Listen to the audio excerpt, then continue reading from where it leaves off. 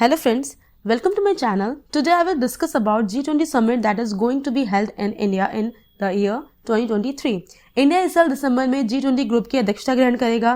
That is from 1 December 2022 to 30 November 2023. इस साल यानी 2022 में G20 समिट जो कि बाली इंडोनेशिया में होने वाला है, उसकी theme recover together recover stronger रखी गई है. Indonesia chooses this theme since world is currently under pressure due to कोविड-19 पैंडेमिक, जिससे बाहर आने के लिए कोई रास्ता खोजने के लिए जॉइंटली एफर्ट की ज़रूरत है. तो आइए जानते हैं G20 के बारे में. 1995 में G7 स्टैब्लिश हुआ. G7 में France, Italy, Germany, Japan, Britain, America and Canada है. देन 1998 में रशिया के शामिल होने से G7 G8 बन गया. 1999 में जर्मनी में G8 कंट्रीज़ की मीटिंग हुई जिसमें एशिया के फाइनेंशियल क्राइसिस पर चर्चा हुई.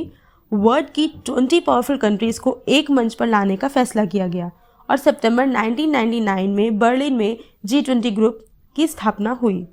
बट 2014 में यूक्रेन की क्रीमिया को रशिया के कब्जा करने पर G8 से रशिया को निकाल दिया गया. G8 अगेन G7 बन गया. So now G20 is a group of 19 countries and a European union जिसकी स्थापना 1999 में IMF और वर्ल्ड बैंक के रिप्रेजेंटेटिव के साथ हुई थी.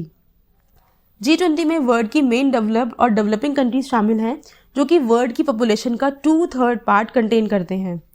हर साल G20 कंट्रीज के मिनिस्टर ऑफ फाइनेंस और गवर्नर ऑफ सेंट्रल बैंक एक साथ इकट्ठा होते हैं to discuss some policy that are beneficial for global economic and financial crisis.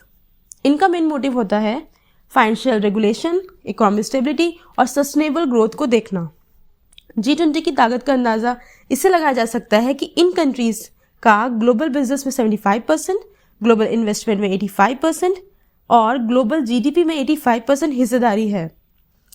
इसके अलावा G20 का मेंबर ना होते हुए भी स्पेन इसकी कुछ इंपॉर्टेंट समिट और कुछ ऑर्डिनरी मीटिंग में पार्टिसिपेट करता है, इसलिए स्पेन को एक परमानेंट गेस्ट ऑफ G20 माना जाता है. Now, countries in G20 are Argentina, Australia, Brazil, Canada, China, France, Germany, India, Indonesia, Italy, Japan, Republic of Korea, Mexico, Russia, Saudi Arabia, South Africa, Turkey, United Kingdom, United States, and European Union.